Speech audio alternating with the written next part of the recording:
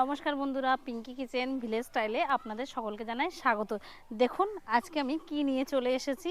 আজকে আমাদের এই অঞ্জনা নদীতে জেলেদের ধরে রাখা মাছ ওরা নিয়ে এসেছে, ওদের কাছ থেকে আমরা কিনে নিয়েছি।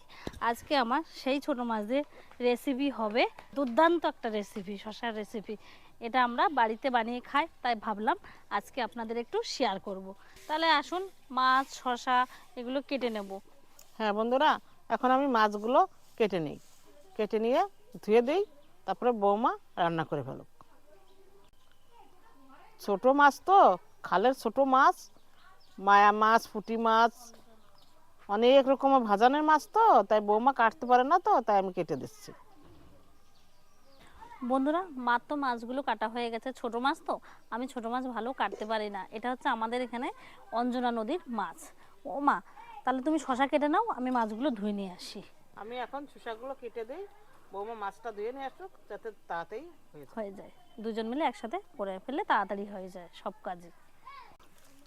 দেখুন বন্ধুরা, মাছগুলো তো কি সুন্দর পরিষ্কার করে ধুয়ে নিয়েছে, কিন্তু একটু আঁশ নেই। এবার আমি মাছগুলো ঝুড়ির মধ্যে ধুয়ে ধুয়ে তুলে রাখবো। এর মধ্যে বান মাছ, পুঁটি মাছ, মায়া মাছ, সব রকমের মাছ মেশানো।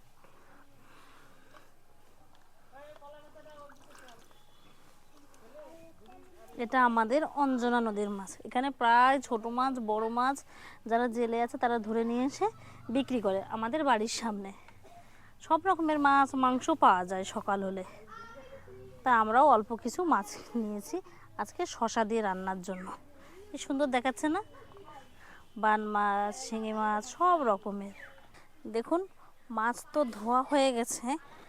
এবার আমি কিভাবে কি রান্না করি আপনারা দেখুন, সঙ্গে থাকবেন, সাথে থাকবেন। আসুন তাহলে এবার উনুনের কাছে যাওয়া যাক। দেখুন কড়াই তো বসিয়ে দিয়েছি উনুনে, কড়াই গরম হতে থাকুক। এবার আমি মাছে লবণ হলুদ মাখিয়ে নেব। পরিমাণ মতো লবণ দিয়ে দিলাম, পরিমাণ মতো হলুদ গুঁড়ো দিয়ে দিলাম, দিয়ে এবার আমি ভালোভাবে মাছে মাখিয়ে নেব।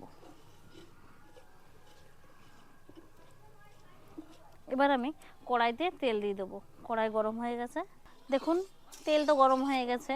এবার আমি তেলে মাছ দিয়ে দেবো ভাজার জন্য।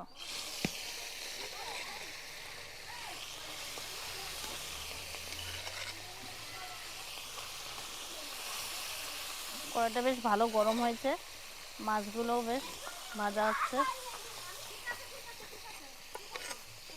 ভাজা হতে থাকুক মাছগুলো। দেখুন মাছ ভাজা তো হয়ে গেছে, এবার আমি মাছগুলো তুলে নেব। গরম বাবা, উনুনটা জ্বলছেও খুব। দেখুন মাছ ভাজা তো হয়ে গেছে, ওই তেলেই আমি ফোড়ন দিয়ে দেবো, তেজপাতা, শুকনো লঙ্কা, কালো জিরে।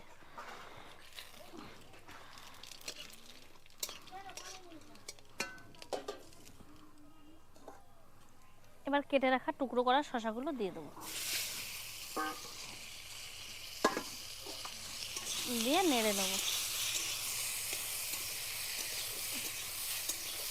এবার আমি দেব চিড়ে রাখা কাঁচা লঙ্কাগুলো।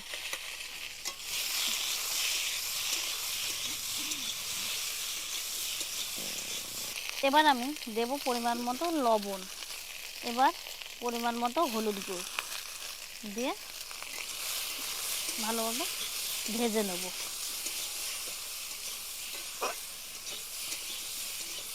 শসা কিন্তু খুবই উপকার শরীরের পক্ষে।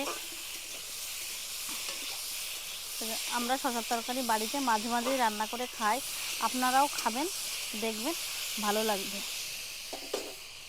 বাটিতে আমি ধনে গুঁড়ো, জিরে গুঁড়ো গুঁড়ো মশলাটি গুলিয়ে রেখেছিলাম, সেই মশলাটি দিয়ে দেবো এবার শসার মধ্যে।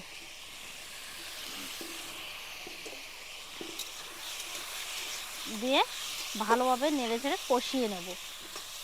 ধনে জিরে গুঁড়ো মশলাটি দিয়ে দিলাম, দিয়ে দেওয়ার পরে এবার আমি কিছুক্ষণের জন্য ঢাকা দিয়ে দেবো। মশলা দিয়ে তো কষানো হয়ে গেছে, এবার আমি ঢাকনাটি খুলে নেব।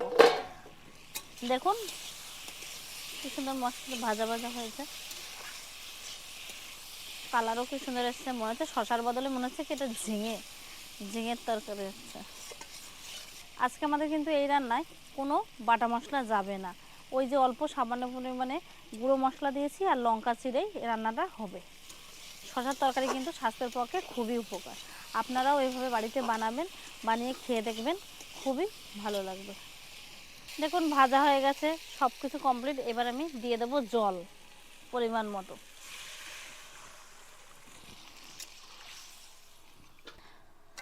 জলটা ফুটুক, তারপরে দেব মাছ।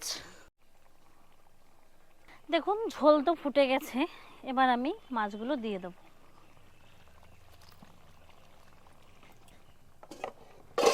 মাছটা দিয়েছি, একটু নাড়িয়ে চাড়িয়ে দিই।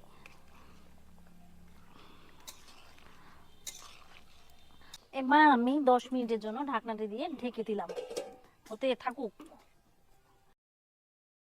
10 মিনিট তো হয়ে গেছে, এবার আমি ঢাকনাটি খুলে নেব। দেখুন তরকারি প্রায় হওয়ার মুখে, আর একটু ফুটুক টকবক করে। এবার আমি দেব গন্ধের জন্য, সুগন্ধ স্বাদের জন্য দেব ধনেপাতা, কুচিয়ে রাখা ধনেপাতা।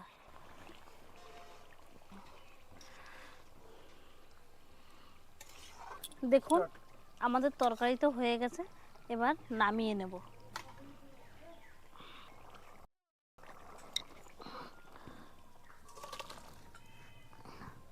দেখুন বন্ধুরা, রান্না তো কমপ্লিট। তাহলে আপনারাও এরকম ঝাল ঝাল সুস্বাদু শশার তরকারি বাড়িতে বানিয়ে খাবেন, দেখবেন ভালো লাগবে। আর আমার চ্যানেলটি সাবস্ক্রাইব, লাইক, কমেন্ট, শেয়ার করে দেবেন। আপনারা আমার সাথে থাকবেন, পাশে থাকবেন। আর যে কোনো রেসিপি দেখতে চাবে আমাকে কমেন্ট করে জানাবেন।